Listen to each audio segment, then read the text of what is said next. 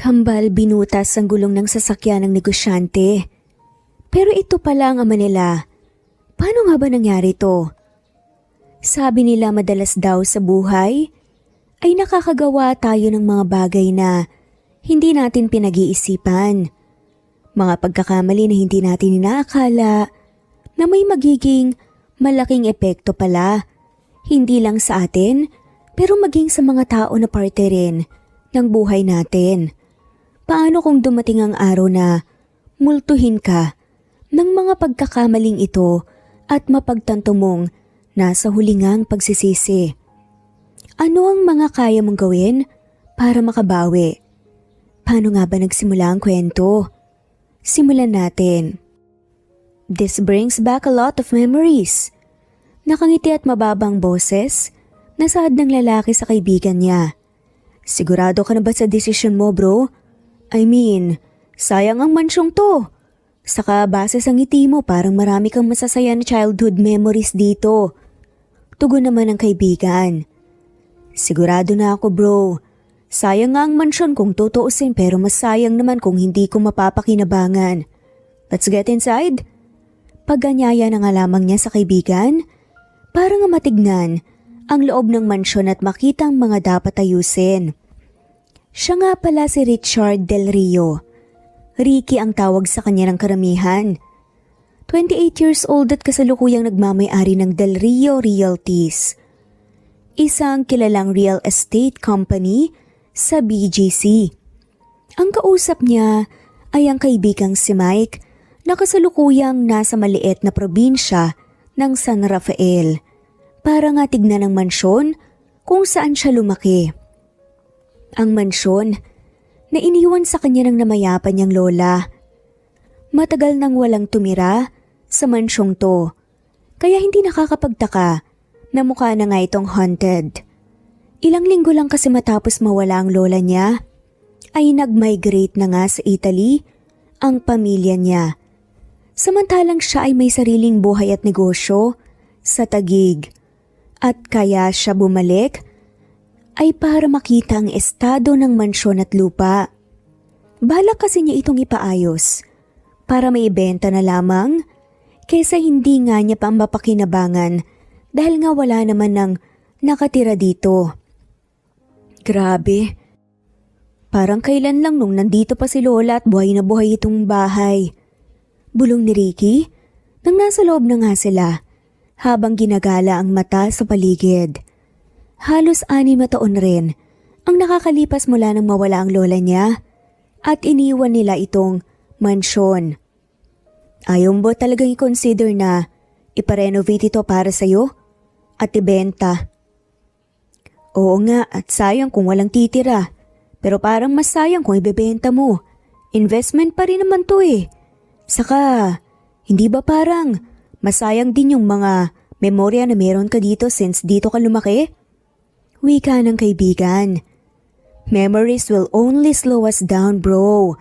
Negosyante ka rin, kagaya ko. Kaya dapat alam mo na wala tayong mararating. Kung magiging emosyonal tayo sa mga bagay-bagay, wala dapat sa bokabularyo natin ang salitang sentimental value. Mababa ang boses na sagot niya. Teka nga, bakit parang ang lalim ng pinaguhugutan mo? Bakit parang may memorya ka rito na ayaw mong balikan? Babae ba yan? Natatawa na biro ng kaibigan, kaya saglit siyang natigilan. Dahil kasi doon ay biglang bumalik sa likod ng alaala niya ang isang babae na malaki ang naging parte sa buhay niya. Isang babae na halos 6 na taon din na hindi nakita. Kamusta na kaya siya? Tanong niya pa sa sarili pero mabilis ding umiling para iwaksin ito sa isip niya. Wala. At saka parang hindi mo naman alam na wala akong panahon sa ganyang mga bagay. My only goal in life is to be mad, rich, and successful. You know what? Halika na. Mag-lunch na muna tayo. Bago bumalik sa Taguig kasi nagugutom na rin ako. Babalik na lang ako dito sa ibang araw. Pag-iba niya ng usapan at naglakad na palabas. Mahina namang natawa ang matalik niyang kaibigan at nagkibit-balikat na lamang bago sumunod na sa kanya. Pagkalabas ni Ricky sa mansyon, agad na kumunot ang noon niya Nang makita sa hindi kalayuan ng dalawang bata, nakaupo ang mga to sa tabi ng kotse niya tapos ay tila may kung anong ginagawa. "What are you doing?" Tanong niya nang makalapit na nga. Hindi napapansin ng mga to, kaya naman muntikan na ngang mapatalon sa gulat ang dalawang bata na mabilis pang napatayo. "What did you do?" Kulat na tanong ulit niya nang makitang flat ang gulong ng sasakyan niya, maging yung martilyo at pako na gamit ng mga bata sa pagbutas ng gulong na nabitawan pa nila sa lapag dala ng gulat. "Bad ka, bad!" Sigaw naman ng kambal. Hindi siya agad na nakakilos. Saglit siyang natigilan nang makita nga ang mukha ng dalawang bata sa malapitan. Alam niyang kambal ang mga to dahil magkamukha sila. At hindi niya maintindihan kung bakit ba tila bumilis ang tibok ng puso niya. Para niyang nakita ang sarili sa mga ito na hindi malamang dahilan. Ito naman ang unang beses na nakita niya ang mga to. "Teka, kayo itong bumutas sa gulong ng sasakyan ko tapos ako pa talaga ang bad? Ano bang nagawa ko sa inyo ha?" Giit niya. Gusto niyang magalit o mainis man lang pero sa hindi maipaliwanag na dahilan ay hindi niya magawa. "Binunggo mo si mama kaya bad ka!" Sigaw ulit ng kambal. Napakunot noo nga ang lalaki. "Anong binunggo?" Almost half of my life. Nagmamaneho na ako. Hindi pa ako nakabunggo, nakaaksidente, kahit na minsan." Sagot nga niya. "Why am I even explaining? Sigurado naman na hindi nila maintindihan kasi masyado pa silang mga bata." Wika pa nga niya sa sarili.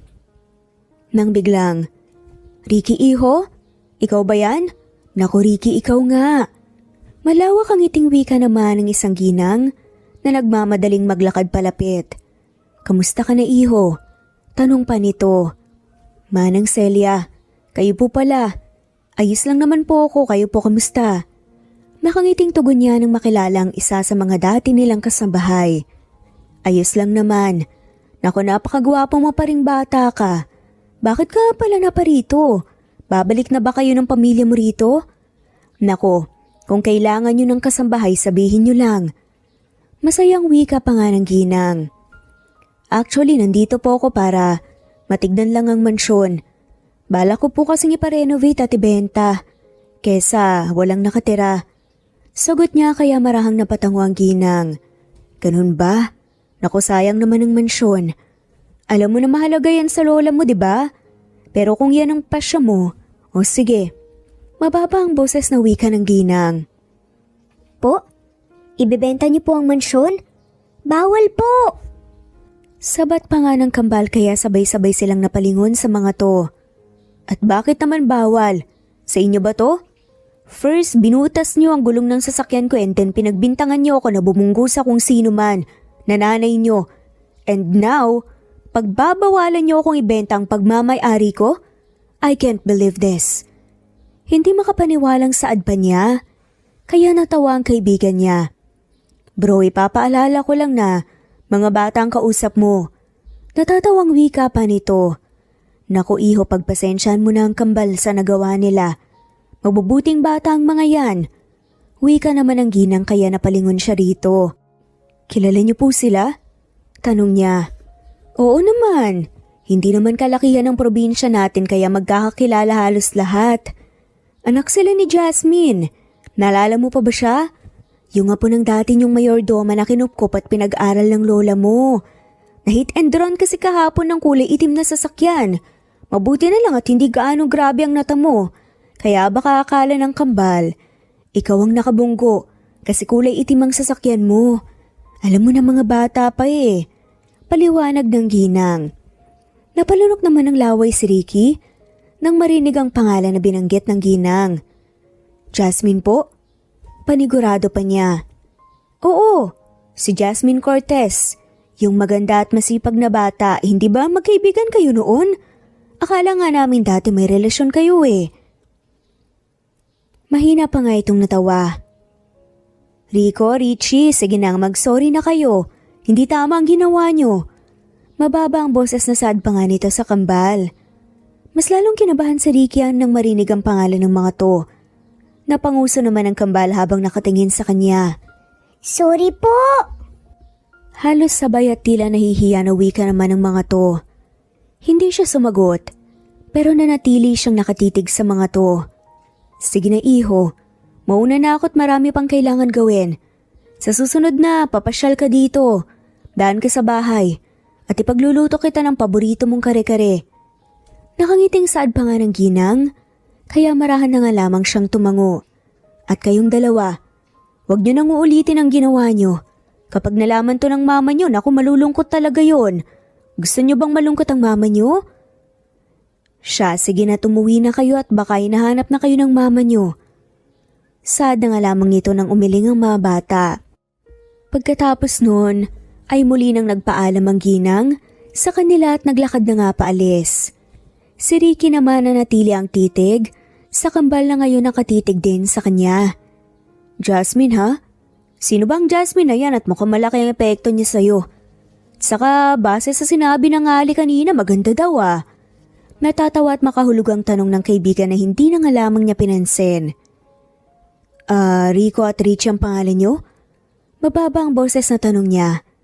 Kaya nakanguso namang tumungo ang kambal. Ilang taon na nga kayo? Tanong ulit niya. 5 po! Sabay na sagot ng mga to. Is there a problem bro? Tanong ng kaibigan kaya marahang siyang umiling. Hindi wala. You know what, mauna nang bumalik sa Tagig. Nakalimutan ko nang may kailangan pala akong asikasuhin at kausapin dito. Ani at makahulugan namang napangisi ang kaibigan. Huhulaan ko. Jasmine ang pangalan ng tinutukoy mo. Natatawang pangasar pa nga nito kaya tinignan siya nito ng masama. Mahina namang napahalakak ang kaibigan bago nagtaas ng kilay at dalawang kamay. I'm just kidding, kita na lang tayo sa Tagig bro. Natatawa na saad pa nito bago sumakay sa kulay blue na sasakyan para nga umalis na. Bakit nga pala bawal kong ibenta ang mansyon? Mababang boses na tanong niya nang umalis ang kanyang kaibigan. May gusto kasi siyang kumpirmahin sa kambal. Lalo na't 5 taon na ang kambal at halos 6 na taon na nga ang nakalilipas mula nang umalis siya rito at iniwan ang lahat. Ganun pa man hindi niya makakalimutan ang mga pinagsamahan nila ni Jasmine. Hindi niya makakalimutan ang malaking kasalanan sa babae. Pakiramdam tuloy niya, minumulto siya ng malaking kasalanan na yun. Sabi po kasi ni Mama, sa lola daw po namin ang mansyon na yan eh. Hala Rico, bakit mo sinabi? Sabi ni Mama, secret lang daw, dapat natin yun hindi sabihin. Wika naman ni Richie sa kapatid. Ay ala, oo nga. Joke lang po yan, basta bawal po niyo ibenta yung mansyon. Pagbawi pa nga nito. Pero dahil sa unang sagot ng bata tila ba, nakumpirma na nga niya sa sarili na tama nga ang kutob niya. Nasaan ang mama niyo? Pwede ko ba siyang makita at makausap? Seryosong wika niya. Bakit po? Isusumbong niyo po ba kami sa pagbutas po ng gulong ng sasakyan niyo? Sorry na po, hindi naman po namin sinasadya, akalang lang po namin kayo po yung bumangga po sa kanya. Promise, hindi na po mauulit. Basta wag niyo lang po kami isusumbong kay Mama, baka po kasi magalit po siya sa amin at malungkot po siya eh. Ayaw po naming malungkot si Mama. Wika naman ang kambal. Hindi ko kayo isusumbong. Magkaibigan kami ng mama niyo at gusto ko lang siyang makausap. Halos pabulong na saad pa niya. Na hindi maalis ang titig nga sa kambal na malaki ang pagkakahawig sa kanya. Promise po? Okay po, halina po kayo. Nakangiti at magiliw na wika naman ng mga to bago pinulot ang martilyo at ang mga pako at naglakad na nga paalis. Napalingo naman si Ricky sa gulong ng sasakyan niya na may mga pako pa nga at sobrang flat. Hindi niya alam kung paano nagawa ng kambal na butasin ito sa liit nila at hindi rin niya alam kung paano makakabiyahe pa uwi sa Tagig pagkatapos nito. Pero hindi na lang muna niya pinansin. Basta, sumunod siya sa kambal kasi kahit pa alam niya sa sariling tama ang hinala niya na anak nila ni Jasmine ang kambal at gusto pa rin niyang marinig ito mismo mula sa bibig ng babae. Anak, saan ba kayo nanggaling ha? Kanina ko pa kayo hinahanap eh. Narinig nga ni Ricky na saad ng isang familiar na boses pagkapasok ng kambal sa pinto ng isang munting bahay. Hindi kalakihan ng bahay, ang ibaba nito ay gawa sa pader at ang kalahati ay gawa sa kahoy. Familiar din sa kanya ang bahay na to kasi nga alam niyang dito naman talaga nakatira si Jasmine at ang lola nito noon. Hindi lang siya makapaniwala na tila walang nagbago sa ayos nito. Mama, may kasama po kami! Narinig nga niyang wika ng kambal. Sino? Kaibigan niyo bang si Buboy? Papasukin niyo rin at sabay-sabay na tayong kumain ng tanghalian. Pero maghugas muna kayo ng mga kamay niyo. Narinig niyang saad ng babae. Hindi kasi siya agad na sumunod pagpasok. Nanatili siya sa labas ng bahay kasi tila ba nahihiya siyang harapin ang babae dahil nga sa malaking kasalanang nagawa niya rito noon. Ayaw man niyang aminin pero sobra siyang kinakabahan. Hindi po mama, hindi po namin kilala pero sabi po niya friends daw po kayo. Wika naman ang kambal na nakangiti pang tumingin sa kanya. Sir, tuloy po kayo! Dagdag pa ng mga to. Napalunok naman siya ng laway pero dahil doon ay dahan-dahan siyang humakbang papasok sa loob at agad niyang nakita si Jasmine sa may kusina. Kasi walang dibisyon ng sala at kusina. Nakakapit ang babae sa isang silya na tila hirap sa pagkilos at may benda pa sa paa. Malamang ay dahil sa aksidenteng tinutukoy ng kambal na kinasangkutan nito kahapon. Anong ginagawa mo rito? Gulat at tila hindi makapaniwalang tanong ni Jasmine nang makita siya. We need to talk. Halos pabulong na sagot naman niya pero madiin. Mga anak, doon muna kayo sa kwarto saglit ha. Utos ni Jasmine sa kambal na agad namang sinunod ng mga bata. Nang wala na nga sila ay saka muling hinarap ni Jasmine ang lalaki. Wala tayong dapat pag-usapan, kaya makakaalis ka na. Mariin at puno ng galit ng wika niya. Anak ko ba sila? Walang prenong tanong naman ng lalaki kaya bahagyang umawang ang bibig ni Jasmine. Madali lang namang sagutin ang tanong, hindi ba? Oo at hindi lang. Anak ko ba sila, Jasmine? Anak ba natin sila? Wika nga ng lalaki. Hindi. Nagpipigil ng galit na sagot naman ng babae. Mahina namang napabuntong hininga si Ricky bago tumango. They are both 5 years old. At alam natin pareho kung anong nangyari. Halos 6 na taon nang nakakaraan bago ako umalis. Not unless nagkaroon ka kagad ng iba pagkaalis ko. Wika ng lalaki kaya mas lalong nakaramdam ng galit sa Jasmine. Kaya sige nga, kung hindi ko sila anak, iharap mo ko sa ama nila ngayon. Dagdag pa nga nito. Ang kapal naman ng mukha mo? Anong karapatan mong questionin ako? 6 na taon, Ricky. 6 na taon kang nawala tapos babalik ka na lang basta-basta? Tapos ganyan pa ang tanong mo? Ang kapal din ng mukha mo. Puno ng diin at galit na sagot niya. Pinipigilan ng sarili na hindi sumigaw kasi ayaw niyang marinig ang mga bata. So inaamin mo na anak ko nga sila. Panghuhuli ng lalaki. Anak ko sila. Sa akin lang sila, wala kang karapatang tawagin ng sarili mo na isang ama kasi kahit na kailan, hindi ka naging ama sa kanila. Sagot nito kasabay noon ay ang pamumuo ng luha sa mga mata niya. Mariin namang napapikit si Ricky sa narinig. Dahil kasi doon ay tuluyan na niyang napagtanto na nagkaanak pala sila ni Jasmine. Pero tamang babae wala siyang karapatang tawagin ng sarili niya na isang ama kayong naging makasarili siya. Naging masama siyang tao na walang ibang inisip noon kundi ang sarili lamang niya. Umalis ka na, Ricky. Halos pabulong pero patuloy na pagluha nga ang mata. Napakiusap ni Jasmine pero mabilis siyang umaling. No, paano ko aalis? Gayong nalaman kung may mga anak pala tayo, ha? Tanong nga nito. Ewan ko. Hindi ko alam. Basta umakto ka na lang na hindi nangyari to. At ganun din ang gagawin ko kasi okay na ako eh. Okay na kami na wala ka. Okay na kaming tatlo ang magkakasama at hindi ko hahayaan na basta ka nilang pumasok sa buhay nila na parang walang nangyari. Sorry, pero handa akong gawin ang lahat para maprotektahan ng mga anak ko sa sakit na pwede mong idulot sa kanya. Tama nang ako lang ang minsan mong nasaktan. Hindi ako papayag na, pati mga anak ko, maranasan din ang sakit na naranasan ko sa iyo noon. Nangihina na sagot nito. Agad na nakaramdam ng panlulumo si Ricky sa narinig. Base kasi sa sinabi ng babae at base sa sakit na nakikita niya sa mga mata nito, alam niya na sobra itong nahirapan noong basta na nga lamang siyang umalis at nang iwan.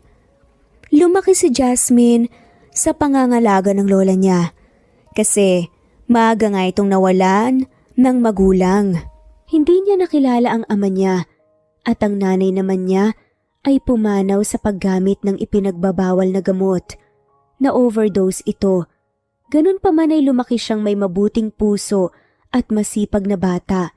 Hirap man sa buhay, ay napaka-positive pa rin niyang tao na ang tanging pangarap lang ay makapagtapos sa pag-aaral at maiyahon sa kahirapan ng lola niya na matagal nang nagtatrabaho bilang mayordoma sa mansyon ng mga Del Rio. Ang kaso bago pa niya maabot ang mga pangarap ay nawala na sa kanya ang lola niya. Hindi naman nagdalawang isip si Doña Guada, ang lola ni Ricky, na patuloy siyang tulungan sa pag-aaral kapalit ng serbisyo. Napalapit siya sa matanda at itinuring siya nito na parang isang totoong apo, lalo na't ang nag-iisang apo nito na si Ricky ay sa Taguig na nga nakatira at sobrang bihira kung pasyalan siya. Nang nagkasakit si Doña Guada dahil sa katandaan nito, ay saka nagpa siyang umuwi si Ricky at ayaw nito agad kay Jasmine kasi ay inisip nitong nagpapasipsip ito sa lola niya. Doon na pumasok sa isip niya ang isang ideya. Ang kaibiganin kunwari ang babae para nga malaman ang totoong motibo nito. Nang napalapit siya sa babae ay sa kanya napagtanto na mabuting tao naman ito. Kaya naman sobra silang nagkalapit at nagkaintindihan sa maraming mga bagay at aminado siya na tila nahulog siya rito. Pero nang mawala ang lola niya, nang nalaman nilang nasa last will nito na sa kanilang dalawa ni Jasmine, iniwan ng lola niya ang mansyon at makakatanggap din si Jasmine ng ilan sa mga lupa nila, ay saka siya muling nakaramdam ng inis. Inakala niya na si Jasmine ang may pakana nito at na-brainwash ang lola niya. Kaya naman, mas ginawa niya ang makakaya para mahulog sa kanya ang babae. Nang nahulog nga ito ng tuluyan sa kanya at ng gabi na nagawang isuko ni Jasmine sa kanya ang lahat, sa kanya ito pinapirma ng isang kasulatan na nagsasabing ibinabalik niya kay Ricky ang lahat ng mana na matatanggap dapat niya. Ang dahilan ng lalaki ay siya ang may alam kung paano pangangalagaan ang lahat ng ito. Hindi naman bobo si Jasmine at naramdaman na niyang may iba noong pinapapirma siya ng lalaki. Pero mahal niya ito at mas pinili niya na magtiwala. Umasa siya na totoo ang nararamdaman ng lalaki para sa kanya, na kahit pa pagkatapos niyang pumirma ay mananatili pa rin ito sa kanya. Pero pagkatapos ng gabing iyon ay nagising siya na wala na ang lalaki at wala na sa kanya ang lahat. Hindi naman siya nang hinayang sa mga ari-ariang hindi naman talaga sa kanya. Pero labis siyang nasaktan kasi ay napagtanto niya na ang baba pala ng tingin sa kanya ni Ricky, na pinaglaruan lang siya nito para mabawi sa kanya ang mga mana. At ang isang gabing iyon na pinagsaluhan nila, hindi niya inakala na may mabubuo pa pala. Masakit man para kay Jasmine ang ginawa ni Ricky, ay nagpasya pa rin siya na mag-isang ituloy ang pagbubuntis, itaguyod at palakihin ang nasa sinapupunan niya. At nang dumating nga sa buhay niya ang kambal, ay saka lang siya parang nagkaroon ng bagong pag-asa na magpatuloy at mas magsikap pa. I'm sorry. Alam ko na mali ang ginawa ko. No excuses, Jasmine, pero wag mo namang basta alisin sa akin ang karapatan na maging ama sa kanila. Hayaan mo naman akong maging parte ng buhay nila at makilala sila. Mababa ang boses na wika ni Ricky. Kaya sarkastikong napailing si Jasmine na patuloy sa pagluhang mga mata. Ikaw ang nagalis ng karapatan sa sarili mo na maging ama sa kanila, Ricky. Kaya wag mong ibabaling sa akin ang sisi. Kasi ikaw naman ang umalis. At hindi na kailanman nagpakita pagkatapos mong makuha ang gusto mo, di ba? Alam mo, hindi naman ako bobo para hindi malaman na gusto mo lang mabawi yung iniwan ng lola mo sa akin. At wala naman akong balak na tanggapin ang mga yun. Kasi alam ko kung saan ako lulugar. Alam ko na ikaw ang totoong apo at ang totoong pamilya. Pero nagtiwala ako sa iyo, Ricky. Anong ginawa mo? Basta ka na lang umalis nang makuha mo na ang gusto mo. Mas pinili mong paglaruan ako at gawing tanga. Well, siguro nga tanga ako kasi mas pinili kong magtiwala kahit pa alam ko at ramdam ko na may mali.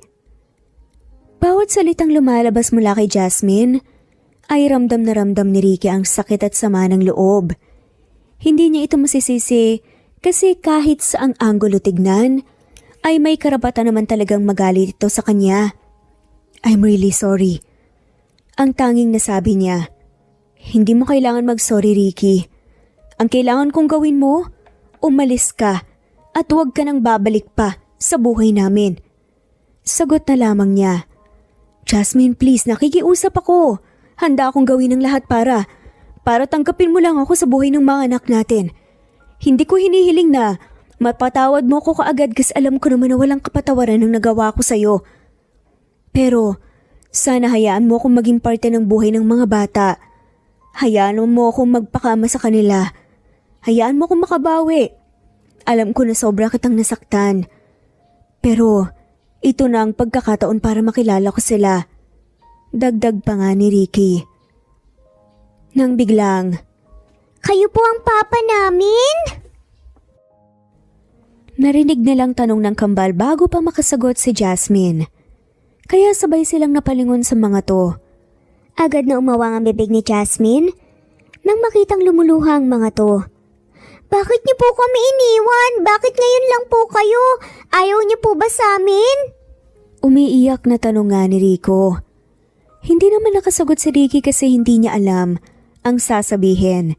Hindi niya alam kung paano dedepensa ng sarili. Kayong kahit saang anggulo tignan, alam niya na siya ang mali.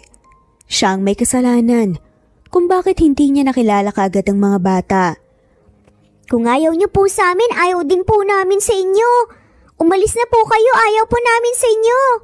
Sigaw din ni Rico bago sumunod sa kapatid nito. Ganon din naman si Richie. Mahina namang napasinghap si Ricky dahil sa narinig mula sa kambal.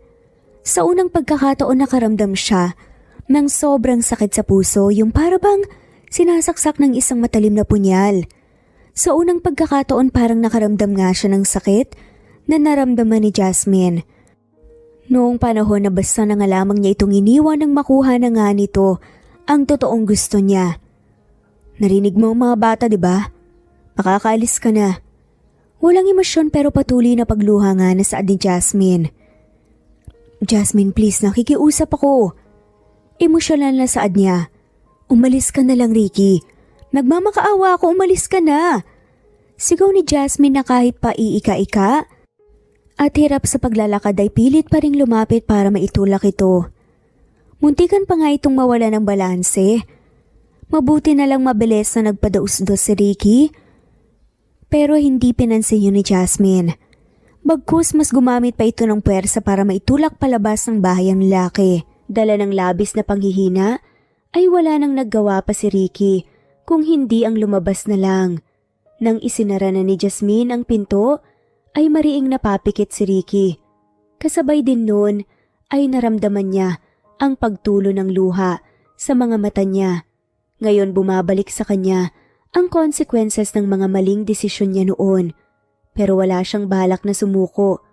Oo, alam niya na galit sa kanya ang mag-iina sa ngayon, pero handa siyang gawin ang lahat para maging parte ng buhay ng mga ito. Nagpasya si Ricky na hindi na muna bumalik sa Taguig pagkatapos ng araw na iyon. Bagkus ay kumuha siya ng hotel sa may bayan, tapos ay araw-araw kong bumalik sa bahay nang mag-iina para subukang makausap ang mga ito. Umaasa na mabibigyan nga siya ng pagkakataon ng mga ito na mapatunayan ang sarili niya. Madalas ay may dala siyang kung ano-anong bagay para sa mga bata pero hindi siya pinapansin ng mga ito at madalas din siyang ipagtulakan paalis ni Jasmine. Masakit sa puso pero hindi siya mapapagod na subukan para lang makamit ang kapatawaran. Pauwi na ba kayo? Nakangiting saad niya isang araw nang makita ang kambal na naglalakad pauwi at suot ang mga uniforme ng mga ito sa pag-aaral pero hindi siya pinansin ng mga ito. Sa ilang araw na paulit-ulit siyang bumabalik dito ay nalaman niyang kinder na ang mga ito. Normally ay hatid sundo sila ng mama nila pero hindi sa ngayon kasi nga ay ipinapahinga pa ni Jasmine ang paa nito na medyo napuruhan noong ma-hit and run ito. Si Jasmine naman ay may maliit na sari-sari store na siyang pangunahing kabuhayan nila. Sakay na kayo. Ihatid ko na kayo. Nakahiting wika pa niya habang dahan-dahang minamaneho ang sasakyan. Sinasabayan lang ang bilis ng paglalakad ng kambal. Pero hindi pa rin siya pinansin ng mga to hanggang sa ilang sandali pa nakarating na nga sila sa harap ng bahay. Agad namang ipinarada ni Ricky ang sasakyan matapos kinuhang mga dala niyang pasalubong at nagmamadaling bumaba. May mga dala akong pasalubong para sa inyo. Gusto niyo bang makita? Nakangiting tanong nga niya pero para rin siyang kumakausap sa hangin. Hindi pa rin kasi siya pinapansin ng kambal. Nadire-diretso sa pagpasok nga sa bakuran. Mahina naman siyang napabuntong hininga. At nanatili nga sa labas ng gate. Noong isang araw kasi nagbanta si Jasmine na kapag basta ulit siyang pumasok sa bakuran nila, tatawag na nga ito ng barangay o ng pulis. At kakasuhan siya ng trespassing. At ayaw naman niyang mangyari yon. Lalo pat galit nga sa kanya ang babae at alam niyang hindi ito nagbibiro. Mano po, mama! Magiliw na saad naman ng kambal nang saktong lumabas ng bahay ang nanay nila at nagmano nga rito. Kamusta ang school? Narinig niya ang nakangiting tanong ni Jasmine sa mga bata. Masaya po, Mama. Very good po kami ni Richie. At saka marami po kaming nakuhang stars mula po kay teacher. Pagkukwento ng kambal kaya mapait na napangiti si Ricky. Sa totoo lang ilang araw nang paulit-ulit siyang bumabalik dito, nakita naman niya na masaya at maayos na ang buhay ng mga to kahit pa hindi sila mayaman. Simple kumbaga pero puno ng respeto at pagmamahal. May mga pagkakataong naisip niya na baka nagugulo lang niya ang mga to pero gusto talaga niyang maging parte ng buhay nila. Ang galing naman ng mga anak ko. O hala, sige na. Magbihis na kayo sa loob para makakain na tayo. Nag-aanda ako ng paborito niyong ulam. Nakangiting saad ni Jasmine. Ginisang ang palaya po! Yay! Sabay at excited pa nga na sigaw ng dalawa. Dahil sa pagtingin ng kambal sa kanya, napatingin din sa kanya si Jasmine na ngayon lang siya napansin. Bahagya siyang nakaramdam ng kaba nang makitang nawala ang ngiti sa labi ng babae. Ano na namang ginagawa mo rito, ha? Mahina pero madiin na tanong ni Jasmine na dahan-dahan pang naglakad palapit sa gate na gawa nga sa kahoy. Gusto ko lang sanang pasyalan ng mga bata. May mga dala akong pasalubong para sa inyo. Kinakabahan man ay puno pa rin ang pag-asa na saad niya at ipinakita pa ang mga dalang paper bag. Kahit paramdam niyang tatanggihan nga ulit ito ni Jasmine gaya nga nang nakalipas na araw.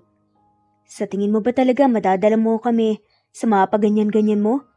Ipapaalala ko lang hindi ako materialistic na tao kaya okay lang yan. Hindi ako gaya ng taong iniisip mo. At hindi ko rin pinalaking materialistic ang mga anak ko. Kaya hindi namin kailangan ng mga yan. Makakaalis ka na. May halong inis na saad pa nito. Hindi naman yun ang intensyon kong iparating. I just want to do something for them. I just want to prove myself. Mahinahon na sagot niya. Wala kang dapat patunayan. Hindi ka ba napapagod ha? Ako kasi napapagod na sa'yo. Dagdag pa nito, napalunok naman ang laway si Ricky bago malungkot ng umiti. Hindi ako kailanman mapapagod na patunayan ng sarili ko. Alam ko nagalit kayo sa akin pero gaya ng sinabi ko, handa akong gawin ang lahat para lang mapatawad niyo ko. Handa akong maghintay kahit na gaano pa katagal. Puno ng sinseridad na sagot pa nito. Mahina namang napabuntong hininga si Jasmine at napailing. Hindi na siya sumagot pa, pero tumalikod na siya at naglakad na nga papasok sa loob. Hindi naman kaagad na umalis si Ricky doon. Nanatili siyang nakatayo sa harapan ng gate, kaya ng nakalipas na araw. Umaasa na papapasukin siya ng mga to. Hindi lang sa bahay nila, kundi sa buhay din nila. Mama, umalis na po ba siya? Mama, galit pa po ba tayo sa kanya? Magkasunod na saad nga nila Rico at Richie. Tayo? Anong ibig niyong sabihin, anak? Mama, kawawa na po kasi siya eh. Lagi na lang po siyang nagpupunta dito. Tapos, hindi po natin siya pinapapasok sa loob. Tapos, ang init pa po sa labas. Hindi po ba pwedeng bati na lang po natin siya? Tugon pa nga ng kambal. Napalunok naman ng laway si Jasmine dahil sa narinig. Mga anak, kayo lang naman ang iniisip ko eh. Kaya hindi ko siya pinapapasok. Kasi akala ko galit kayo sa kanya at ayaw niyo siyang makita. Kung ano man ang naging problema namin ng papa niyo. Sa aming dalawa lang yun. At hindi dapat kayo damay. Mahinahong saad pa niya. Nagalit naman po kami sa kanya mama eh, pero hindi na po kami galit ngayon. Sagot ni Rico. Tipid namang napangiti si Jasmine sa narinig. Sa isip niya sana ay kasing simple lang niyang mag-isip ang mga bata. Sana madali din sa kanyang magpatawad kaso ang hirap at hindi naman niya mapilit ang sarili. Mama, kaya lang naman po ayaw po namin siyang kausapin kasi alam po namin na galit po kayo sa kanya. Hindi po ba dapat po kayo po ang kakampi namin? Sad pa ni Richie, kaya tipid siyang napangiti. Wala kayong dapat nakampihan sa aming dalawang mga anak. Oo, galit ako sa papa niyo pero kung gusto niyo siyang maging parte ng buhay niyo, ayos lang naman sa akin yun. Kasi karapatan niyo yun eh. Karapatan niyo na makilala siya. Sagot nito. Sa totoo lang kung siya ang tatanungin ay ayaw nga niyang maging parte, si Ricky ng buhay ng kambal. Pero base sa mga tanong ng sa kanya, ng mga ito ramdam niyang gusto talaga ng mga to na makilalang lalaki. Hindi naman niya masisisi ang mga to kasi matagal silang nangulila sa isang ama. Talaga po mama? Ibig po bang sabihin pwede po namin siyang kausapin? Sigurado ba kayo na yun ang gusto niyo? Tanong niya at sabay namang tumango ang kambal. Kung ganun kakausapin ko lang siya saglit sa labas. Anya at muling tumango ang kambal at na-excite nga talaga sila. Siya naman ay mahinang napabuntong hininga bago muling naglakad sa labas. At nakita naman niya si Ricky na nakatayo pa rin sa harap ng gate at nakatingin sa bahay. Dahan-dahan siyang naglakad palapit tapos binuksan ang gate. Gusto ko daw makausap ng mga bata. Saad niya kaya agad na umawang ang bibig ni Ricky kasi hindi siya makapaniwala sa narinig. Talaga? Tanong pa nito. Kung ayaw mo madali naman akong kausap. Iritableng sagot niya. Gusto ko. Gustong gusto ko. Malawak ang ngiti na sagot niya tapos ay mabilis pang humakbang papasok sa loob bago pa magbago ang isip ni Jasmine. Salamat Jasmine. Thank you so much. Masayang saad pa nito. Hindi ka sa akin dapat magpasalamat. Kasi hindi ko naman to ginagawa para sa iyo eh. Ginagawa ko to para sa kanila. At kung ako ang tatanungin, mas gusto ko sanang hindi ka na maging parte ng buhay nila. Kasi nakakatakot. Pero wala eh. Andito na to. At alam ko na matagal silang nangulila sa isang ama. Pwede kong ipagkait sa iyo ang sinasabi mong karapatan kung gusto ko. Pero ayokong ipagkait yun sa mga anak ko. Dagdag pa nito. Still, salamat pa din. Mahinahong sagot naman ng lalaki. Huwag na huwag kang gagawa ng rason o kahit na anong bagay na ikakasakit ng damdamin nila. Pagbabanta pa ni Jasmine, hindi na niya hinintay pa na sumagot ang lalaki at naglakad na papasok sa loob. Kinakabahan man, ay hindi naman nagdalawang isip pa sa Ricky na sumunod. Nang makapasok, nadatnan nila ang kambal na nakaupo sa sala na tila naghihintay sa kanila. "Hi," mababa ang boses at nakangiting bati ni Ricky sa mga to. Hindi naman sumagot ang kambal pero dahan-dahan pa rin siyang naglakad palapit at lumuhod sa harap ng mga to. "Hi," nakangiti pero medyo emosyonal na bati ulit niya. Bakit niyo po kami iniwan? Hindi niyo po ba kami love? Ayaw niyo po ba sa amin? Sunod-sunod na tanong kagad ng kambal. "Hindi ko alam pero sorry. Patawarin niyo ako." Ani na nga lamang nito at hindi na nga niya napigilan pa na yakapin ang mga to. Dahil doon agad na napaiyak ang kambal. "Aalis po ba kayo ulit? Iiwan niyo po ba kami ulit? Wag na po kayong aalis ulit, please. Mas magiging happy po kasi kami kapag po may papa din po kami." Umiiyak na sa ulit ng kambal. Agad na napatakip si Jasmine sa bibig dahil sa narinig. Kasabay ng pamumuo din ng luha sa mga mata niya. Hindi na alis ulit si Papa. Hindi ko na kayo iiwan ulit. Sorry, patawarin niyo ako. Lumuluha ang mga mata na sagot naman ni Ricky habang yakap ang kambal. "Pabawi si Papa sa inyo, ibibigay ko sa inyo ang lahat. Patawarin niyo si Papa." Bulong pa niya. Hindi alam ni Ricky kung gaano sila katagal na magkakayakap at nag-iiyakan ng kambal, pero tila ba ayaw na niyang pakawalan ang mga ito sa yakap kasi ay ang gaan sa pakiramdam na sa unang pagkakataon ay mayakap niya ang mga ito. Masakit sa puso niya na matagal siyang walang ideya at nabuhay na may mga bata pa lang nangungulila sa kanya dahil sa pagiging makasarili niya. At habang buhay niya yung pagsisihan at dadalhin sa konsensya niya. Pero sa ngayon, wala siyang ibang gusto kung hindi ang makabawi sa mga ito at magpakaama. Pagkatapos ng araw na yon, ay parang naging magaan ang lahat kay Ricky. Although ramdam niya na may konting ilang pa rin, ay masaya siya na may improvement naman ang relasyon niya sa mga bata. Kasi nga ay kinakausap na siya ng mga ito at nakakapasok na siya sa bahay nila sa tuwing pumapasyal siya rito at kahit na papaano ay may nagagawa na nga siya para mas makilala ang mga ito at makabawi sa kanila. May mga pagkakataon na kinakailangan niyang bumalik sa Taguig para sa trabaho pero pagkatapos ng kailangang gawin ay bumabalik agad siya sa probinsya para nga makasama ang mga bata at makabonding ang mga ito. "Good evening." Nakangiting bati niya isang gabi nang madatna ng mag-iina na magkakatulong na isinasara ang munting tindahan. "Papa!"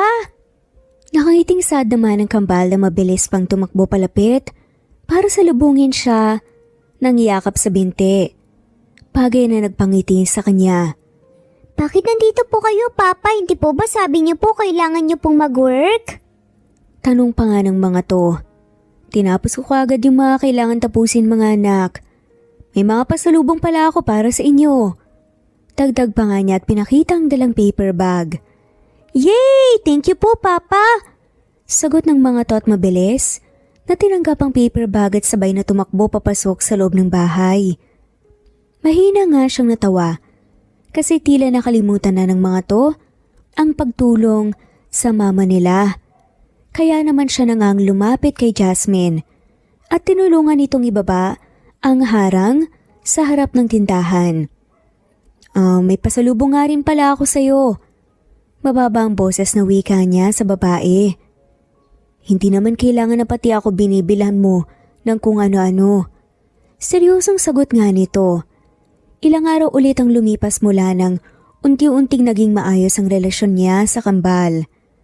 Pero alam at ramdam pa rin niya ang ilang sa kanya ni Jasmine. Aminado naman siyang alam niya sa sariling hindi pa rin sila okay, na hindi pa rin siya nito napapatawad, na pinakikisamahan lang siya nito para sa mga bata. Pero pinipilit niyang gawin ang makakaya para kahit na papaano ay magkaayos din silang dalawa at mawala nga ang ilang. "I know it's just that. Gusto ko lang din na may maibigay sa'yo kahit na papaano." Mababa ang boses na sagot niya. Salamat. Tugon na lamang ni Jasmine. Tapos nag-iwas ang tingin at nagmamadali nang pumasok din sa loob. Agad namang napangiti si Ricky dahil sa nangyari. Ito kasi ang unang beses na nagpasalamat si Jasmine sa kanya at nakitaan ng ibang reaksyon. Bukod sa galit at pagkainis. It may not be much of a reaction, but it's more than enough for him. Kaya naman pagkatapos nun, nagpa siya na nga siyang sumunod sa mga to, papasok sa loob ng bahay. Wow, Papa, ang daming chocolates! Kaso Papa, bawal po kami kumain ng maraming chocolates eh. Nakakasira po kasi ng ngipin. Magkasunod na wika nga ng kambal. Okay lang naman kumain basta pa konti-konti lang. At huwag kalimutang mag-toothbrush after kumain. Pwede nyo ring i-share ang iba pang mga... Pwede nyo i-share sa friends nyo sa school. Nakangiting sagot niya. Wow, ang dami rin pong new toys! Papa, ano po to? Nakangusong tanong naman ni Richie nang makita ang isang kulay red na kahon na may ribbon pa. Para sa mama niya yan. Akin na ako nang magbibigay sa kanya mamaya. Saan pa niya kaya inabot nga sa kanya? Nanganak ang kahon. Dali-dali naman niyang binulsa yun habang nakatingin kay Jasmine na abala sa kusina. Mga anak, mamaya na yan. Halina muna kayo rito at kakain na tayo. Kung hindi ka pa naghapunan, sabayan mo na kami dito. Wika na nga lamang ni Jasmine sa lalaki. Sakto, gutom na rin ako. Aniya kahit pa totoo, ay naghapunan na nga siya bago nagpunta rito. Wow, mukhang masarap yan ah. Nakangiting dagdag pa nga niya nang makita ang pinakbet at pinritong isda sa hapag. Masarap po talaga ang gulay, Papa, tapos masarap pa po ang luto ni Mama. Nakangiti at may halong pagmamalaki na wika naman ng kambal. Masarap nga ang luto ng mama niyong mga anak. Napapangiting sabi pa nga niya nang maalala na madalas din siyang ipagluto ni Jasmine noon. Peke namang umubo si Jasmine sa narinig at nag-iwas ng tingin.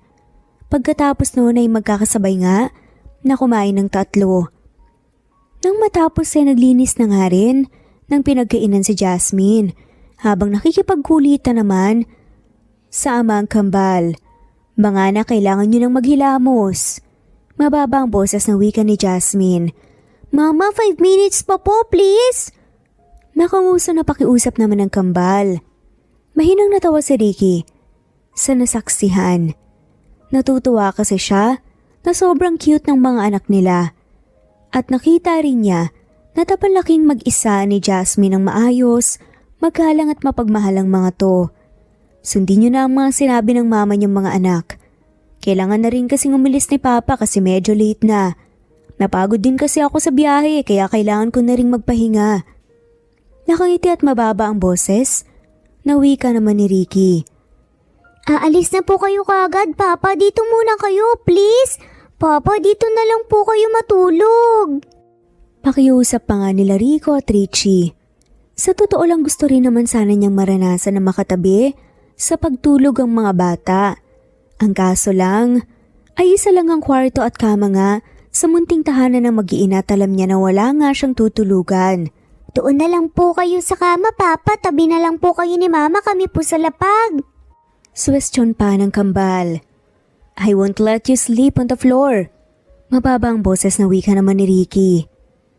Nanapabuntong hininga na nga lamang. Medyo late na rin naman kasi. Okay lang kung gusto mong magpalipas ng gabi dito kaysa naman bumiyahe ka pa papuntang bayan. Tabihan mo na ang kambal. Wika ni Jasmine. Ako na dito sa sala, doon na kayo ng mga anak natin sa kwarto. Masayang tugon naman ng lalaki. Doon ka na sa kama kasama ang kambal, Ricky. Para komportable ka.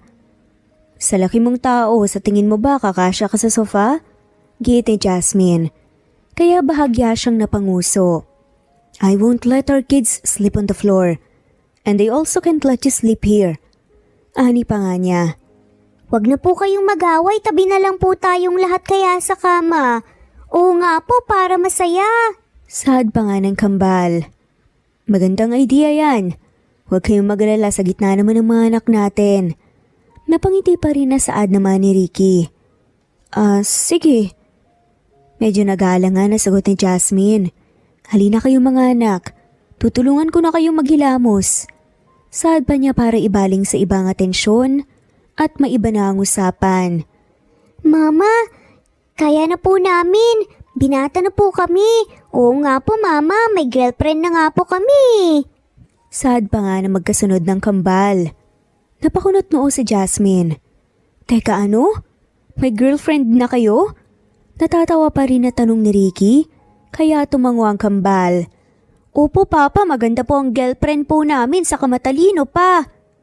Sabay na tugon nga ng kambal bago naglakad na nga papuntang banyo para maghilamos. Napailing naman si Jasmine. Dahil doon na tinayaan na nga lamang sila. Napalaki niyang responsable ang kambal, kaya naman alam niyang marunong na nga maghilamos at magbihis na walang tulong ang mga to. Kaya rin nagpa siya nga siyang dumiretso na lang sa munting terasa ng bahay para magpahangin na muna. Hindi naman nagdalawang isip si Ricky na sumunod sa kanya. Pwede ba akong umupo sa tabi mo? Mababa ang boses na paghingi pa ni Ricky ng pahintulot nang makitang umupo si Jasmine. Saglit na tumingin sa kanyang babae bago marahang tumango at tumingin na lang ulit sa kawalan. Ang sarap talaga ng hangin dito, no? Ang gaan sa pakiramdam. Panimula niya ng usapan at marahan lang ulit na tumango ang babae. Pagkatapos nun binalot sila ng ilang segundong katahimikan bago muling nagsalita si Ricky. Heto nga pala yung sinasabi kong pasalubong ko sa'yo. Saad nito at nilabas nga ang kulay pulang kahon na may ribbon. Ano to? Hindi ko matatanggap to, Ricky. Sagot naman ni Jasmine. Muling isinara ang box na naglalaman ng gold necklace pala at ibinalik sa lalaki. Tanggapin mo na please. Mababa ang boses na pakiusap pa nga nito at marahan pang itinulak pabalik ang kamay ni Jasmine na hawak ang kahon. Ricky, gaya nga ng sinabi ko, hindi ako materialistic na tao at hindi ko magagawang tumanggap ng ganito mula sa'yo. Mukha pa namang mamahalin. Bakit naman? Tanong ni Ricky. Dahil ba sa nagawa ko noon? Dahil ba sa naiparamdam ko sa'yo? I'm really sorry, Jasmine. Alam kong paulit-ulit na pero hindi ako mapapagod na humingi ng sorry sa'yo. I was young and immature back then. Hindi ko sinasabi to para magdahilan, kundi para ipakita na sobra talaga ako nagsisisi. Kung kaya ko lang ibalik ang oras, gagawin ko talaga. Alam kong hindi pa tayo okay talaga, alam ko na hindi ka pa rin handa na patawarin ako. Alam ko na pinapakisamahan mo lang ako para sa mga bata. But I'm trying my best to do something for you too. Kasi gusto kong makabawi kahit papano. Mahaba at puno ng sinseridad. Nasaad naman niya habang nakatitig ng diretso sa magandang mukha ni Jasmine. Muli namang napalunok ng laway ang babae bago marahang tumango na lang at tinanggap ang kahon. Salamat pero sana una't huli na to kasi ayokong dumating ang araw na baka may masabi o may sumbat sa akin ng ibang tao. Seryosong saad ni Jasmine. I'm not going to do that. I hope you will find it in your heart na mapatawad ako sa malaking kasalanang nagawa ko. Wala akong pakialam. Kahit na gaano pa katagal maghihintay ako. Basta mapatawad mo lang ako. Dagdag pa nito. Sana nga, Ricky. Sana nga. Alam mo kasi sa totoo lang nakakapagod din namang mabuhay na may dalang galit eh. Simple lang din naman akong mag-isip. Basta yung makakabuti sa kambal. Hindi ko naman pwedeng pilitin ang sarili ko na maging okay kahit hindi pa. Pero sana nga dumating yung araw na magawa kitang patawarin 100%. Mahabang dagdag pa niya, kaya marahang tumango si Ricky. I understand, Jasmine. Ilang buwan matapos mawala ang lola ni Jasmine noon, saka nawala ang lola ni Ricky na itinuring na totoong pamilya, si Jasmine. Kaya noong iniwan niya ito, basta nang makuha na ang gusto niya, alam niyang sobrang nasaktan si Jasmine at naramdaman nitong mag-isa siya sa mundo. Kaya totoong naiintindihan niya kung hindi pa ito handang magpatawad at magtiwala ulit. Mas naging maayos at magaan pa ang mga sumunod na araw Pagkatapos ng gabing iyon, kahit na hindi pa talaga sila okay, kahit na papaano, ay masaya si Ricky kasi ay nakikita niya na pinipilit ni Jasmine na masanay sa presensya niya. May mga pagkakataon na sa bahay nila natutulog si Ricky at kahit pa medyo nagsisiksikan silang apat sa iisang queen size na kama, for some reasons, kapwa nila nararamdaman na tila ba komportable sila. "Mama, Papa!" Masayang sigaw ng Kambal isang araw nang makita sila ng mga ito na naghihintay nga sa labas ng classroom. Ngayong araw kasi ay fiesta sa bayan ng probinsya nila. At nangako sila na ipapasyal sa plaza ang mga bata para manood ng parada. At kung ano-ano pang palaro pagkatapos ng klase ng mga to. Mama, Papa, very good po kami ulit sa school.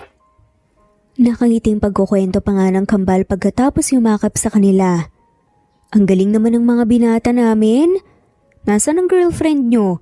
Hindi nyo ba ipapakilala kay Papa?" Pabiro pa nga na saad niya. "Ayun po siya, Papa, oh!" Nakanguso na saad pa nga ni Richie at bigla namang nilingon ni Ricky at Jasmine. Ang inuso nito. "Ang teacher niya yan eh." Natatawang tanong ni Ricky.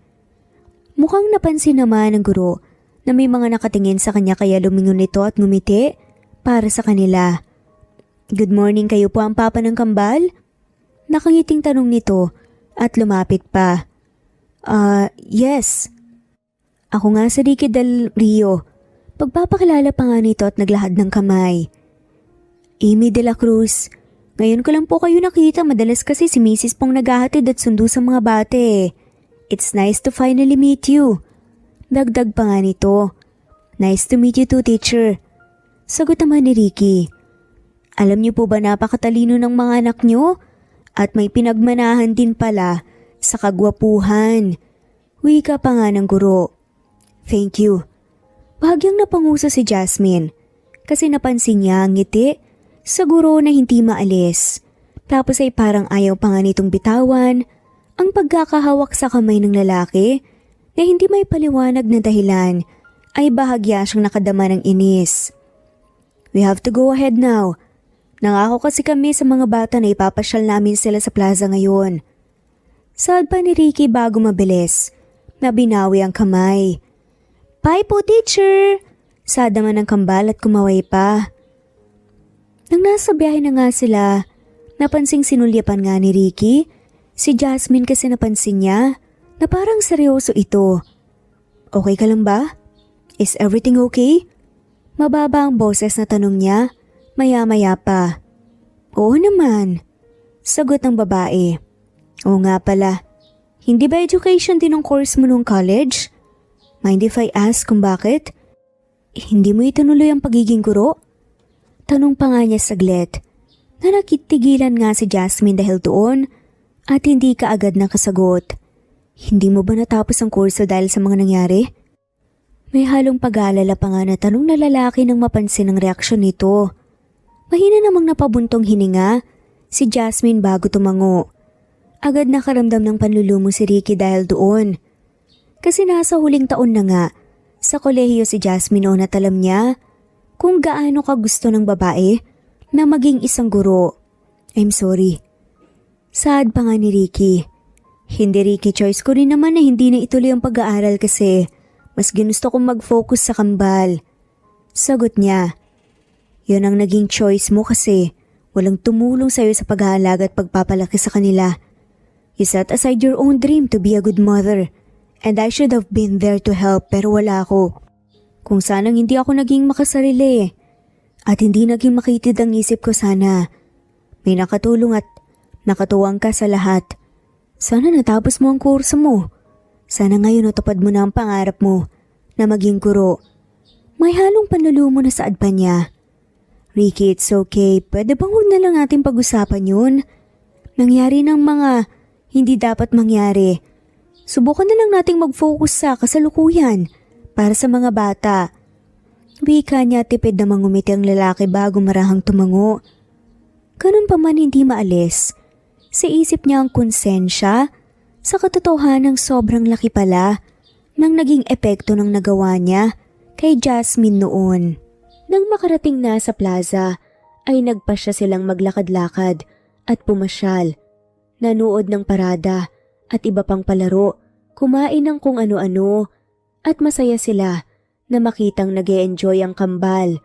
Aminado sila sa mga sarili na masaya rin sila kasi sa unang pagkakataon, kahit pa alam nilang hindi pa talaga okay ang lahat, kahit na papaano ay naramdaman nila na parang isang buong pamilya sila. Hindi nila alam kung gaano sila katagal sa plaza, pero sa bayan na rin sila kumain ng hapunan at gabi na yon nang magpasya silang umuwi na. Nailipat ko na sa kwarto ang kambal. Mukhang pagod na pagod sila kasi hindi naman lang sila nagising. Hindi tuloy sila nakapaghilamos man lang.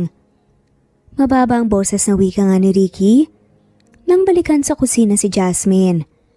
Pagka-uwi nila at pagkatapos nga niyang buhatin, papasok sa kwarto ang natutulog na kambal. Oo nga eh. Hindi bale na at maaga naman silang magigising bukas, maaga ko na lang silang paliliguan. Gusto mo ba ng kape? Tanong pa nga nito kaya tipid nang umiti si Ricky bago tumango. Kung okay lang sana. Kaya naman hindi na nagdalawang isip pa si Jasmine. Nipagtimpla ng kape ang lalaki. Tapos nagpa siya nga silang sa terasa nga tumambay para magpahangin habang magkakape nga si Ricky. Okay lang ba kung dito ulit ako magpapalipas ng gabi? Mababa ang boses na tanong nga ni Ricky maya-maya pa. Kaya gulat na napalingon sa kanyang babae. Ha? Bakit? I mean okay lang naman pero wala ka bang trabaho bukas? Sa totoo lang sa ilang pagkakataon na nagpalipas ng gabi sa bahay nilang lalaki, aminado siya na parang nasanay na siya. I took a week off. Lalo na minamadali ko ang renovation ng mansyon. Mas mabuti yung nandito ako para matutukan ko kayo. Paliwanag ng lalaki kaya marahan siyang tumango. Oo nga pala't balak mong ibenta. Wala sa sarili at medyo may halong lungkot na saad naman ni Jasmine. Ayaw mo bang ibenta ko ang mansyon? Tanong naman ni Ricky. Ha? Bakit akong tinatanong mo? Sa'yo naman yun eh. Tugon pa nga niya. Sa ating dalawa iniwan ni Lola ang mansyon noon. I just tricked you to sign those papers para mabawi ko lahat.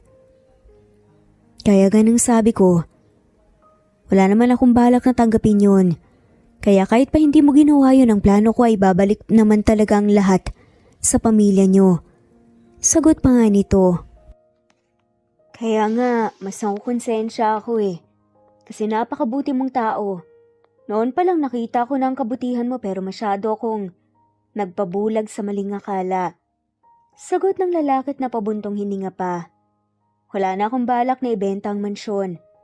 Dagdag pa nga nito kaya muling napalingon sa kanyang babae. Bakit naman?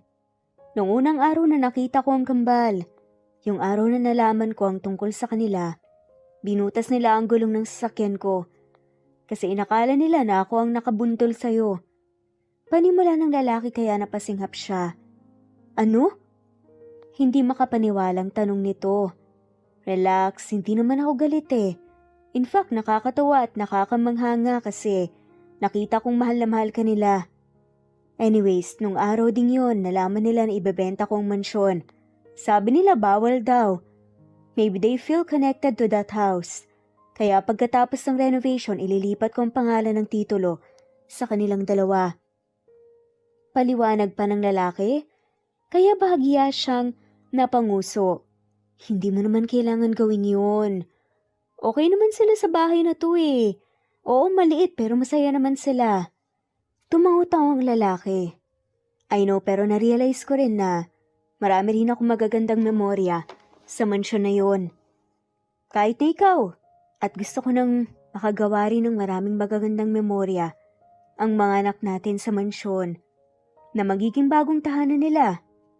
Paliwanag nga nito. Jasmine, can I ask you a question? Ano yun? Bakit sinabi mo pa rin sa kambal na sa lola nila ang mansyon?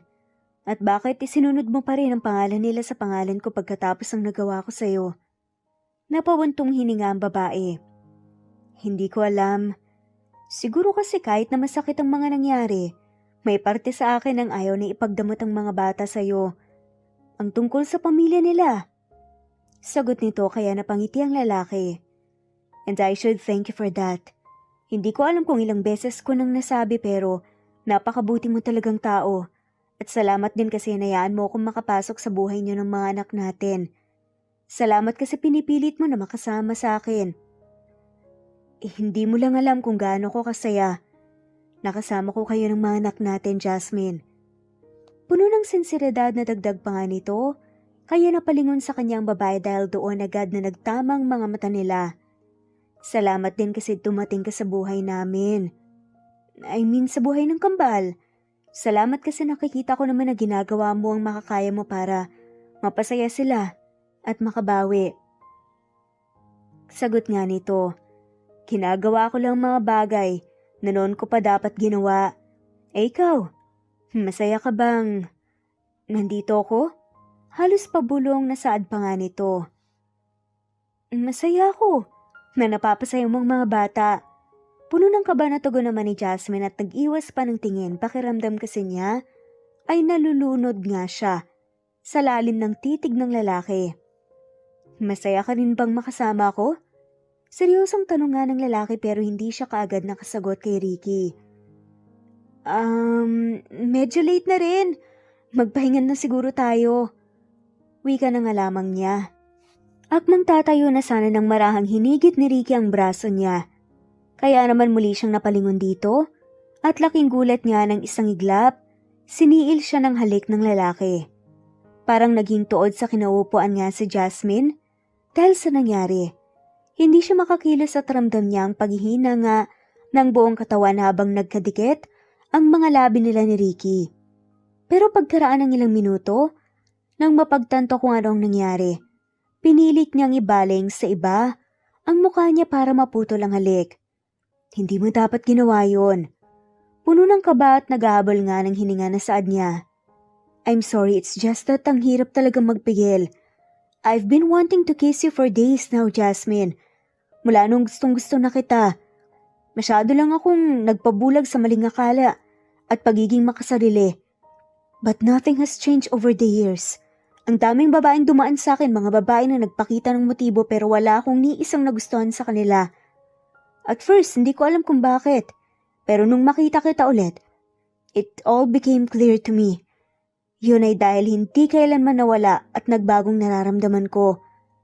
Napalunok naman ang laway si Jasmine kasabay nun ay ang pamumuo nga ng luha sa mga mata niya. Hindi mo alam ang sinasabi mo. Giit pa nga niya tapos mabilis na tumayo para sana pumasok na sa loob. Pero tumayo rin si Ricky at marahang hinigit ang braso ng babae kaya muli itong napatingin sa kanya. Alam ko ang sinabi ko and I've been this sure in my life. Look, alam ko na sobra kitang nasaktan noon. Alam ko rin na natatakot ka nang magtiwala sa akin ngayon pero maniwala ka. I really like you, Jasmine. Let me rephrase that. I'm in love with you. Napapaus nga ang boses na wika nito. Marahan namang tumango si Jasmine habang lumuluhang mga mata.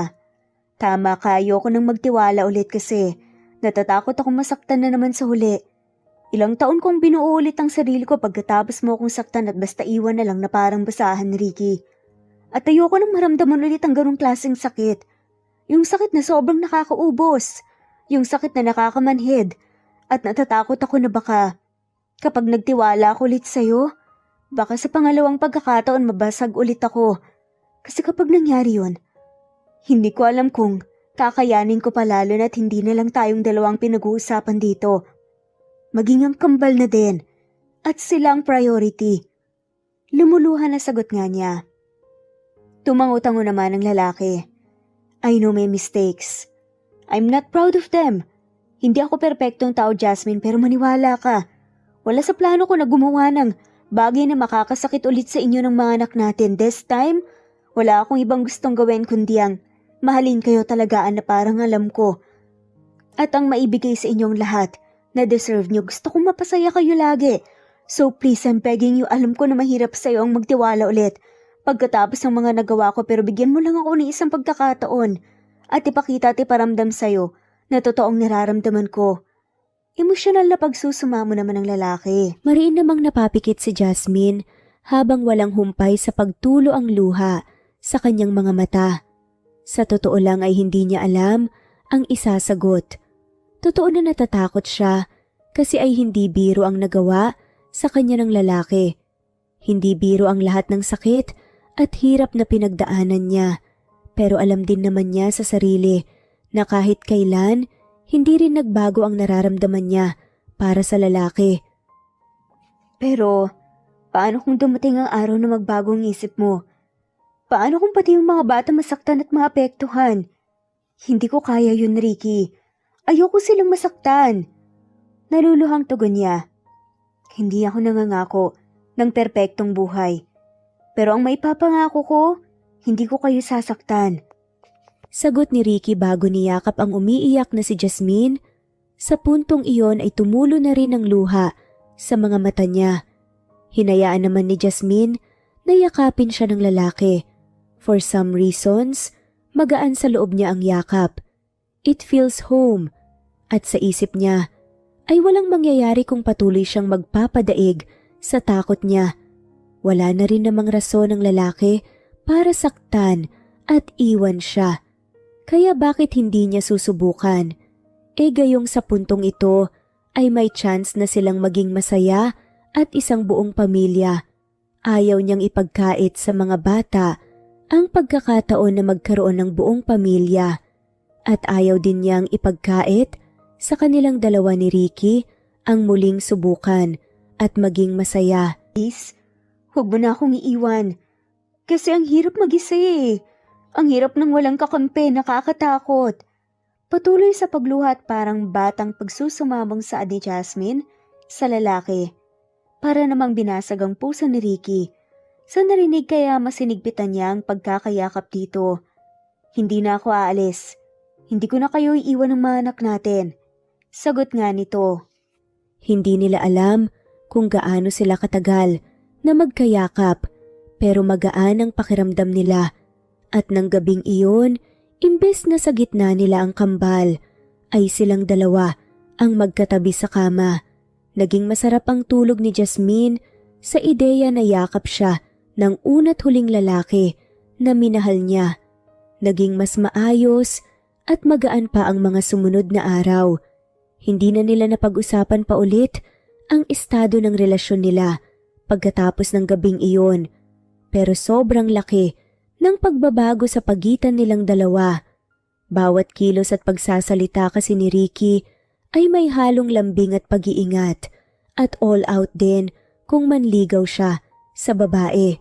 Aminado naman si Jasmine na masaya siya kasi ay ramdam na ramdam niya ang sincerity ni Ricky.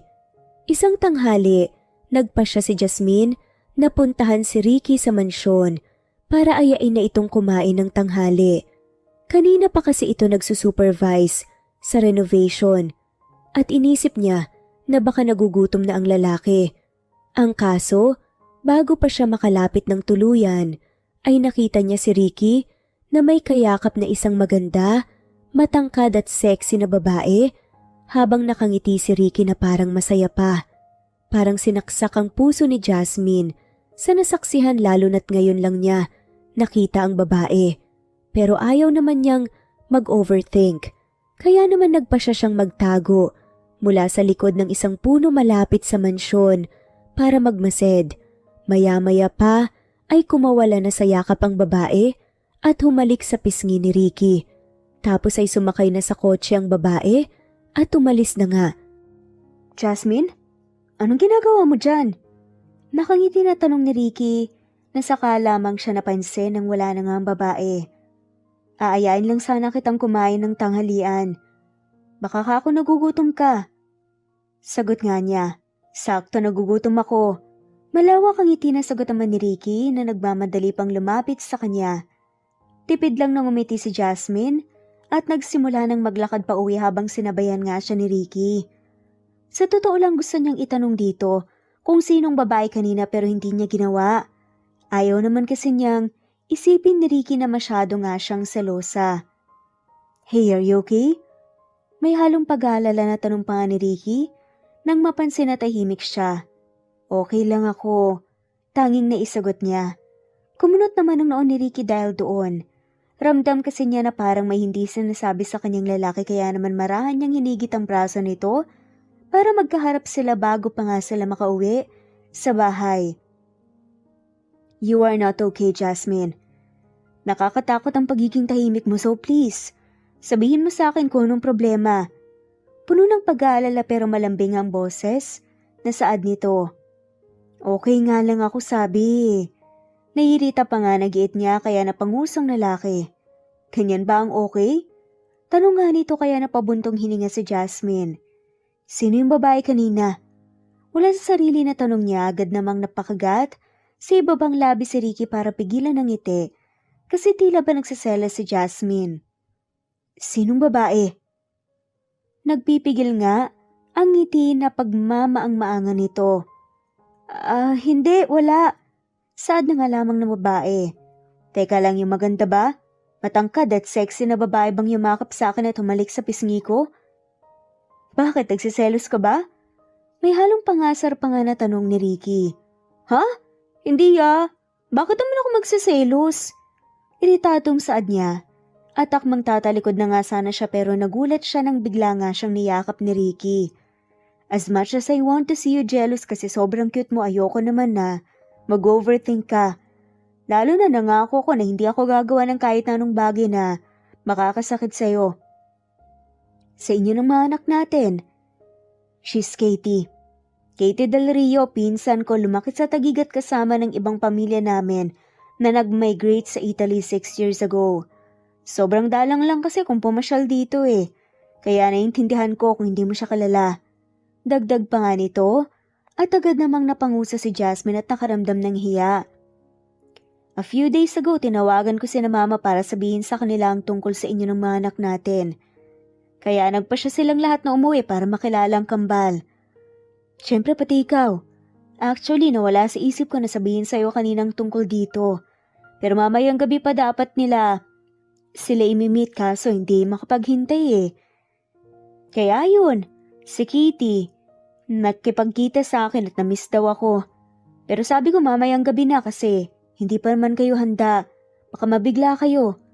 Paliwanag ng lalaki kaya biglang napasinghap si Jasmine. Bakit hindi mo kaagad sinabi sa akin? Gate pa nga niya. Sorry na. Kaninang umaga lang din kasi tumawag sila mama para sabihin nasa Pinas na sila Para nga makilala na ang kambal. Nawala lang sa isip ko na sabihin sa'yo sa dami ng kailangan gawin. Akala ko nga next week pa. Kilala naman na ni Jasmine ang mga magulang ni Ricky kasi nakasama niya ang mga to noon. Pero aminado siyang kinakabahan pa rin siya. Kinakabahan ka ba? Natatawa na tanong ni Ricky. Kaya napasimangot siya. Ano sa tingin mo? Don't worry, my parents are thrilled. Tsaka excited sila. Kilala ka naman nila, di ba? At noon pa lang daw pansin nilang may iba na sa atin. They like you even from before, Jasmine. Na hindi nga sila nagalit at kumontra nung nalaman nila na pamamanahan ka ni Lola, di ba? At ipinaliwanag ko na sa kanila ang lahat lalo na ang kasalanang nagawa ko sa'yo. Imagine kung gaano ako pinagalitan at sinigawan ni Mama sa phone at pagka-uwi daw kukurutin niya ako sa singit. Wika ng lalaki, kaya mahinang natawa si Jasmine at kahit na papaano ay gumaan ang loob niya sa narinig. Alam naman kasi niya na mabuting tao ang mga magulang ni Ricky. Hindi lang talaga niya maiwasan na hindi kabahan. At gaya ng napag-usapan, kinagabihan ay gumayak sila para nga sa balak na pakikipagkita sa pamilya ni Ricky. Hindi nga maalis ang kaba sa dibdib ni Jasmine habang nasa biyahe sila, lalo na nang makarating sila sa isang resto sa may bayan. Habang ang kambal naman ay halatang sobrang excited. Jasmine, iha, oh my gosh! Malawak ang ngiti at excited na saad ng mama nga ni Ricky. Nang makita sila, napanguso nga si Ricky kasi mas nauna pa nga nitong niyakap si Jasmine kesa sa kanya na anak. Ganun pa man, masaya siya. Magandang gabi po. Kinakabahan na bati naman niya. Tapos tumingin sa mesa kung nasaan ang iba pang pamilya ni Ricky na ngayon nakangiti nga sa kanila. Isa sa mga doon ay yung babae kanina na nakita nga niyang nakayakap kay Ricky. Ang pinsan nitong si Katie. How have you been, Iha? Napakaganda mo pa ring bata. Masayang saad nga nito. Ayos lang po. Nahihiya na sagot niya. Ma, nandito rin ako. Saad naman ni Ricky kaya natawa ang pamilya nito. Tigilan mo nga ako, Richard Del Rio. Paano mo nagawa yun, ha? Masungit na sagot ang ginang tapos umamba nga na kukurutin nga sa singit si Ricky. Kaya mabilis na umiwas ang lalaki. Ma naman, I'm too old for that. Natatawa na saad nga lamang nito. Humay sila na ba ang mga apo natin? Ricardo, tignan mo ang mga apo natin. Kamukhang kamukha ni Richard. Hello po, ako po si Rico. Ako naman po si Richie. Pagpapakilala ng kambal dahil doon tumayo na nga rin ang ibang pamilya ni Ricky. Hi, ako ang lola nyo. Emosyonal na wika naman ang mama ni Ricky. At niyakap ang kambal. Ganon din ang ginawa ng papa ni Ricky. Hindi nila alam kung gaano sila katagal na nagkukumustahan pero maya-maya pa, nagpasya na nga silang kumain ng hapunan. I still can't believe na nagawa mo yun. Hindi ka namin pinalaking ganyan, Ricky.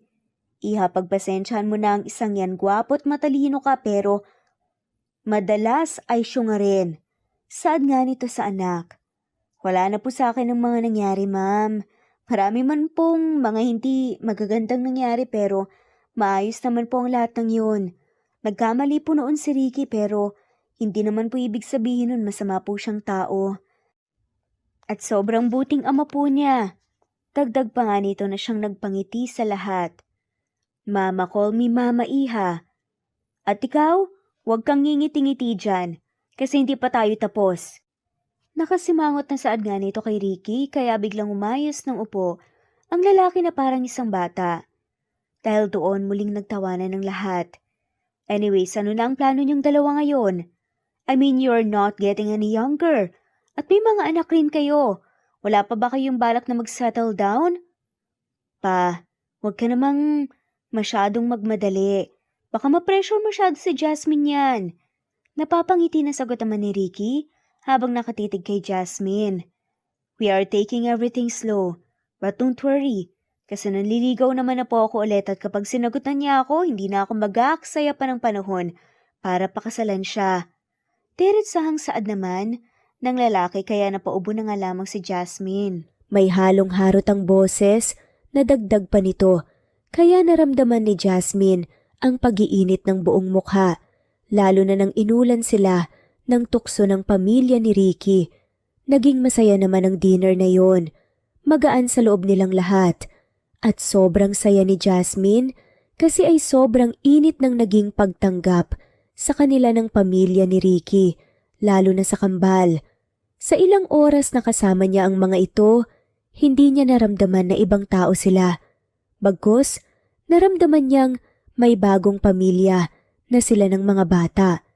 Gaya naman ng sinabi ni Ricky, ay patuloy ito sa panliligaw kay Jasmine sa mga sumunod pang araw. At pagkaraan lang ng ilang linggo, ay nakuha na rin niya sa wakas ang matamis na oo. At gaya rin ng sinabi sa pamilya, pagkatapos siyang sagutin ni Jasmine, ilang araw lang ay lumuhod na ito sa harap ng babae, hawak ang singsing, at inaya niya itong magpakasal. Hindi kasing romantic ng mga nasa libro at napapanood sa pelikula ang proposal, pero puno naman iyon ng sincerity at pagmamahal. Kaya masayang tinanggap ni Jasmine ang alok. At pagkatapos lang ng mahigit 2 buwang preparasyon, ay nag-isang dibdib na nga sila sa wakas. Tuwang-tuwa nga ang lahat. Maging ang mga kaibigan nila, lalo na ang kambal, at ang pamilya ni Ricky, na pamilya na rin ni Jasmine ngayon. Simple lang ang naging kasal. Mga pamilya, kamag-anak, at malalapit na kaibigan lang ang kasama nila. Pero napuno naman iyon ng labis na saya at pagmamahal. Ilang araw pagkatapos ng kasal, ay natapos na rin sa renovation ng mansyon. Kaya naman napagpasyahan ni Ricky at Jasmine na doon na tumira kasama ang kambal para doon palakihin ang mga ito bilang isang buong pamilya kasama rin ang mga magiging anak pa nila sa hinaharap at bumuo doon ng mga bago at maraming magagandang memorya. Napagpasyahan si Ricky na sa probinsya na nga rin magsettle at lumuwas na lang paminsan-minsan patagig para sa trabaho, lalo na kapag kailangan. At dahil may katuwang na sa buhay si Jasmine, sa puntong iyon ay pinilit siya ni Ricky na ipagpatuloy ang pag-aaral nito at tapusin ang huling taon sa kolehiyo. Nagdadalawang isip man kasi ay gusto niyang maalagaan ang mag niya, ay pumayag pa rin siya sa gusto ng lalaki lalo na't alam nito na yun ang pangarap nilang dalawa ng lola niya. At pagkaraan ng halos 2 taon, naging isang ganap na guro na nga siya. At laking pasasalamat niya sa asawa niya kasi ay naging sobrang supportive nito sa kanya at mapagmahal. Hindi naging madali ang buhay mag-asawa nila kasi gaya ng ibang relasyon, nariyan ang magkakatampuhan sila pero hindi naman nila pinapatagal ang bawat alitan. Pinag-uusapan at inaayos din naman nila ang lahat. Sobrang pinatuyan at pinakita ni Ricky sa mag-iina niya ang labis na pagmamahal niya sa mga ito.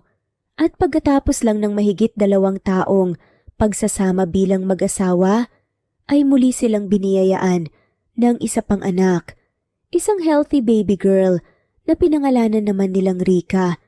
Sa pagdating ni Rika sa buhay nila, ay tila mas tumibay pa ang pagmamahala ng pamilyang binuo nila. Alam ni na Ricky at Jasmine na hindi pa dito nagtatapos ang kwento nila.